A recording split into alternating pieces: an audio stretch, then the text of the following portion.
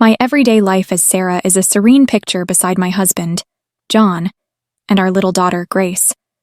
We have enjoyed 3 happy years of marriage, and recently, our joy doubled with Grace's birth. As a new Margaret, I've faced a few challenges, but John's unconditional support has made everything easier. His love and dedication to our little family are a great source of encouragement, especially with my parents living far away. However, life is not always that peaceful. One day, when John's calls became incessant and filled with worry, I felt something was wrong. His urgent words and the unusual change in his voice left me uneasy.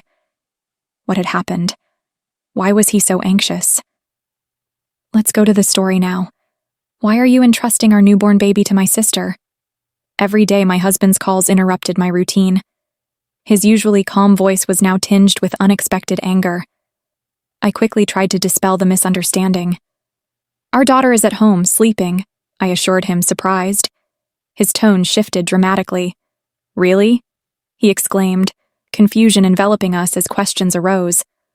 I'll speak with my sister-in-law to uncover the truth, I resolved. I contacted Alice and uncovered a startling revelation. Let me introduce myself. I'm Sarah, and I've been married to John for 3 years. I'm just a year younger than him. Our joy was recently doubled with the arrival of our daughter, Grace.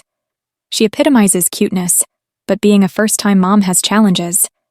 With my parents living far away, I didn't have the luxury of heading back home after childbirth. Since leaving the hospital, I've been navigating this new world solo. During the day, I've been getting by largely thanks to John's unwavering support. Despite his long work hours, he's always there for Grace and me, never complaining. His gentle demeanor eases any parenting stresses I encounter. Whether it's struggling to soothe Grace to sleep or tending to her cries in the dead of night, his presence has been a lifeline, and I'm immensely grateful for it. So you can imagine my shock when he called, his voice laced with unexpected frustration. Mom just called me. What's going on? He demanded, sounding confused. Your mom? What are you talking about? I replied, equally perplexed. Why would we leave our newborn with Alice every day? His mention of Alice caught me off guard. Alice is John's sister, residing just a short walk away with their parents. She works from home and cares for Margaret, making her flexible with her time. My husband's critique persisted. Leaving a 3-week-old baby? I couldn't fathom doing that. Alice hasn't cared for a baby before. I get that you're tired post-birth, but you should have talked to me before entrusting her to Alice, he expressed, his worry palpable. His distress signaled that this was no ordinary misunderstanding. Wait, I'm lost. Alice caring for a newborn? Why did your mom call you? Why would I need your consultation? What do you mean by leaving Grace with Alice? How have I been doing that? I countered, utterly bewildered. It's been nearly 2 weeks. Alice didn't complain, not wanting to strain your relationship, but Mom couldn't stay silent, he clarified. John's revelation stunned me. It was a narrative I had no recollection of. With my daughter beside me and numerous questions swirling, I prioritized clearing the confusion swiftly. I assured him, our daughter is at home asleep. She's right here with me. John's astonishment resurfaced. What do you mean? He inquired. I'm just as confused as you are, honestly. I've been following the advice to keep newborns indoors, so I haven't been anywhere besides medical appointments. I haven't even visited your family's house, and it's been a while since Alice came over after Grace's birth, I clarified. Then, whose baby is Alice caring for? John pondered aloud. I wish I knew. Why would Alice fabricate looking after our baby? Each question seemed to spiral into another, deepening the mystery. As the lunch break chimes sounded through the phone, leaving us both puzzled, I decided, I need to speak with Alice. I want to understand why she might concoct such a lie. If there's a misunderstanding and she thinks she's caring for Grace, that's concerning. I'll also call Mom, I announced. John paused before expressing his regret. I'm sorry for doubting you. I was just apprehensive about Grace. It's all right. You're concerned about Grace, aren't you? Besides, when I told you she's right here, you didn't doubt me. You trusted me. I comforted him. After our call ended, I wasted no time dialing my sister-in-law's number. Alice, do you have a moment? There's something I need to discuss. I started. Sarah, I need to talk to you too. Alice replied. Alice and John are close, so she's the same age as me. Despite being my sister-in-law, we've always had a good relationship, even growing close when I was dating John. So it puzzled me why she hadn't mentioned anything about this situation. I couldn't fathom why she would fabricate such a story. Well, now's a good time. John just filled me in. Alice, what's this about you looking after Grace? I haven't left her with anyone, I questioned, bewildered. Huh? Alice's surprised voice followed, accompanied by a crying baby. It seemed she was indeed tending to an infant. Listening to Alice's reaction, I realized she wasn't fabricating anything. She genuinely believed she was caring for Grace. To dispel her misconception, I began to explain the truth. Grace is right here with me, fast asleep.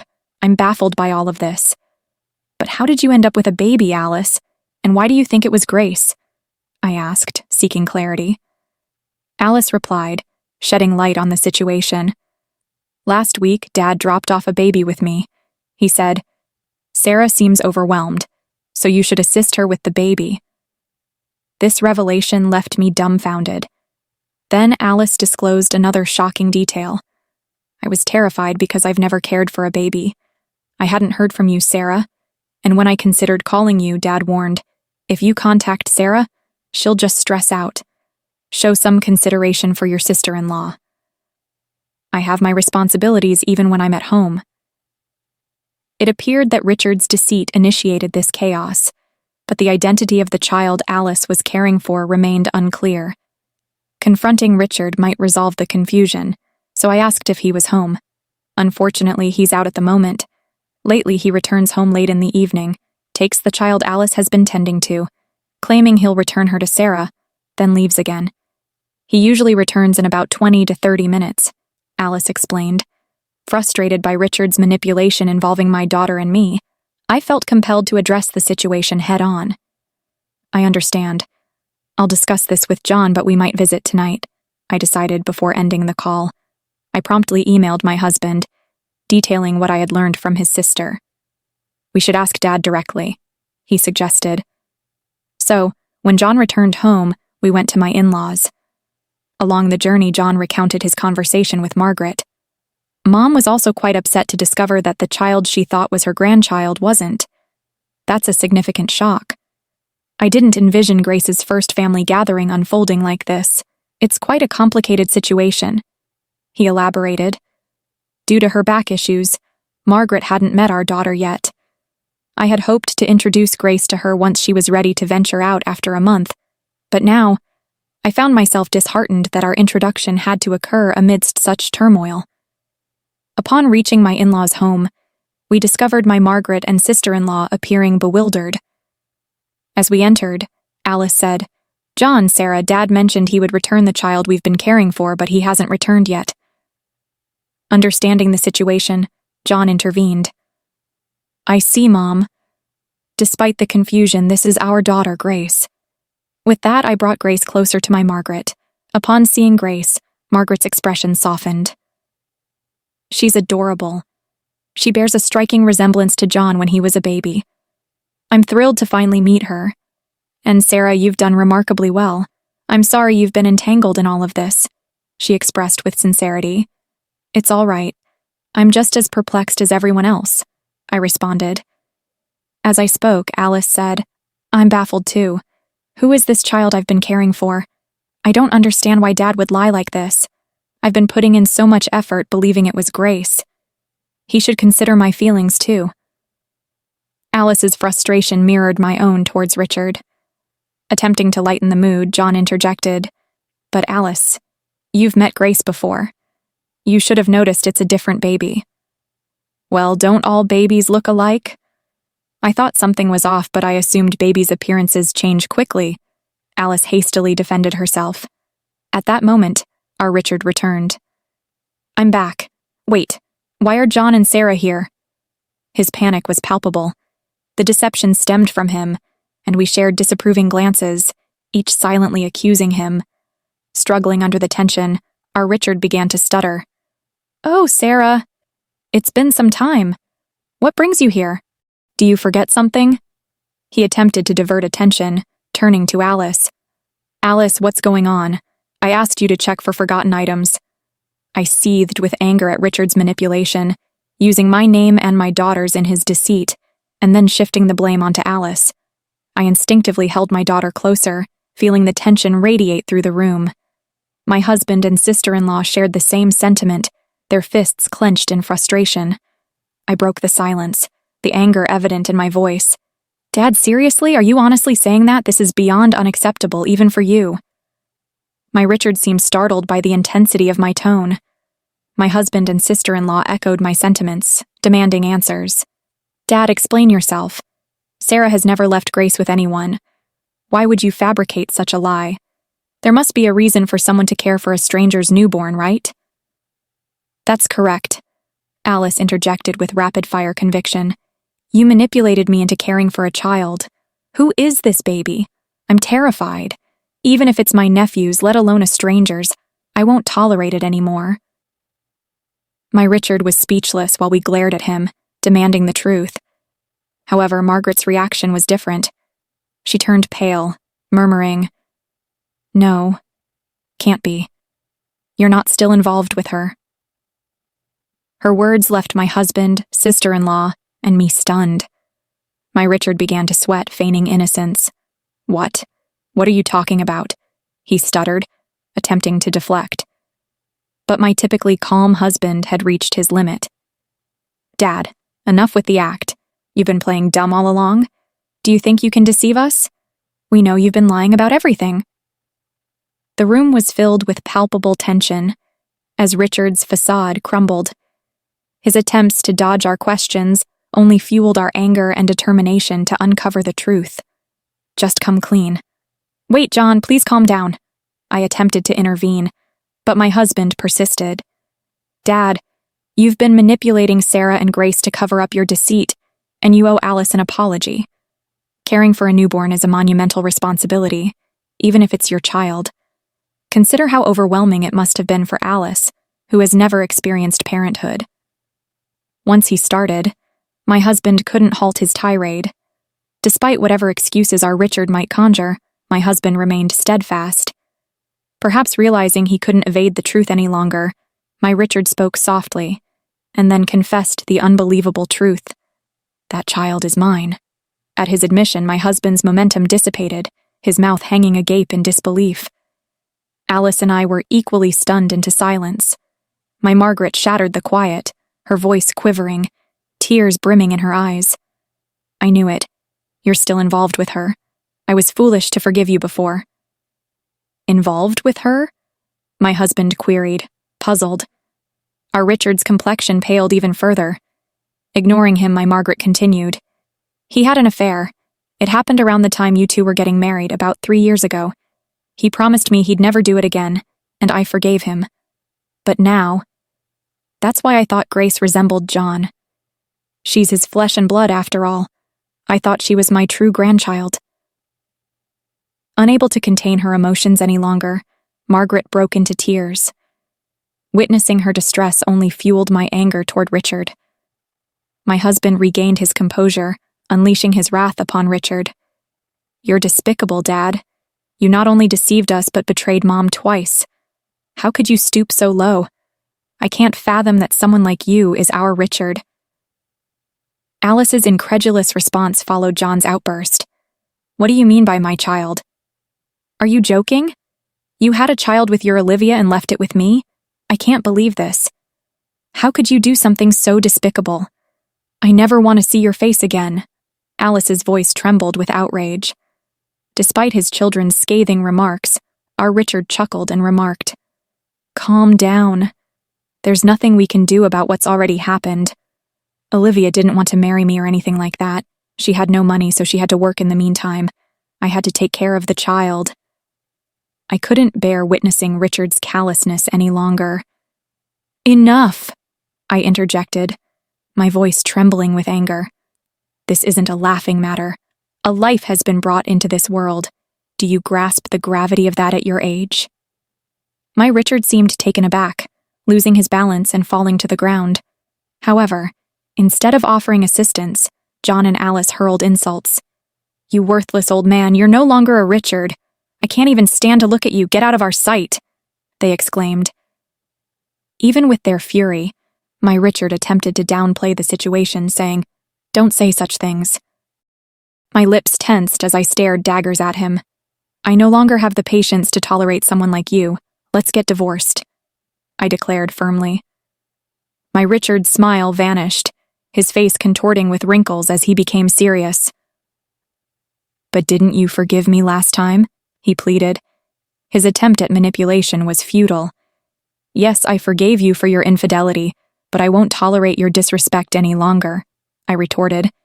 Having you out of our lives brings peace to our home. So be it. And as for my survival, I'll manage just fine without you. As Richard clung to Margaret's feet, I watched him with disdain. John and Alice mirrored my sentiments, their gazes cold and unwavering. It was evident that everyone in the room had reached their limit. We're done here, I said, turning away. Let's go home, John. Together we left, leaving Richard to face the consequences of his actions alone. The weight of his deceit and betrayal finally crushed the fragile threads of trust and respect in our family. With Richard still reeling from the confrontation, Alice erupted in anger. I'll care for Mom, so we'll be fine without you. But how do you plan to live? You've always relied on Mom, from cooking to laundry. Alice's words visibly rattled Richard. He turned to my Margaret with pleading eyes. You wouldn't leave me, would you? We've spent decades together. You can't imagine life without me, can you? However, his hopes were swiftly dashed as my Margaret shook off his clinging arm. Stop kidding yourself. How much do you need to degrade people to feel satisfied? Who would want to stay with a cheater like you? I'm filing for divorce right now. If you're so fond of her, why don't you go be with your Olivia? My Margaret snapped, her voice firm and resolute. Wait, let's talk. We can fix this. That woman meant nothing to me. You're the only one I love, my Richard pleaded, clutching onto my Margaret again. But he was met with another wave of Alice's fury.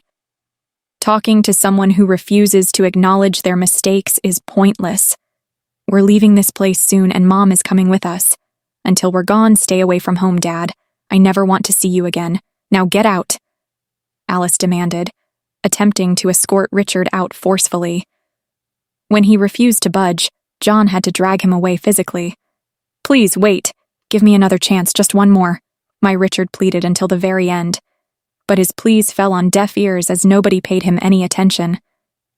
As Alice had foreseen, Richard's life spiraled into chaos.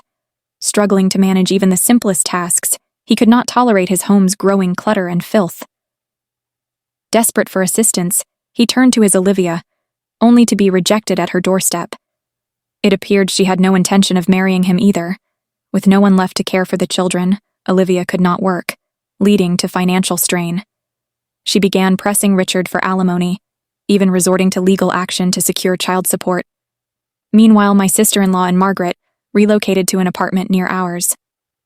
Over a month had passed since Grace's birth, so I started visiting them more frequently, accompanied by Grace. I maintained my amicable relationship with Alice, acting as if nothing had changed, and my bond with Margaret remained strong. Moving forward, I'm determined to raise my daughter to the best of my abilities, with the support of my husband, sister-in-law, and Margaret by my side. This story vividly illustrates the power of family and love, even amid significant challenges and betrayal. It reminds us that, although life can bring unexpected shocks and pain, family unity and support can help us overcome difficulties. Sarah, the main character, embodies resilience and strong determination. Despite being a new Margaret with many challenges, she handles the tense situation with intelligence and bravery.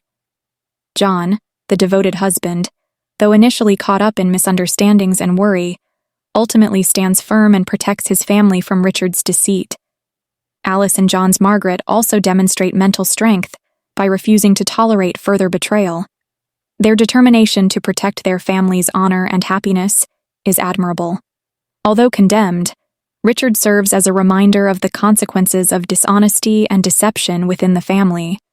His actions not only hurt his loved ones, but also placed him in a difficult and lonely situation. In summary, this story is a testament that truth and family love are always a solid foundation for overcoming life's upheavals. It also emphasizes that, in the most challenging times, inner strength and family support are the keys to finding peace and happiness again.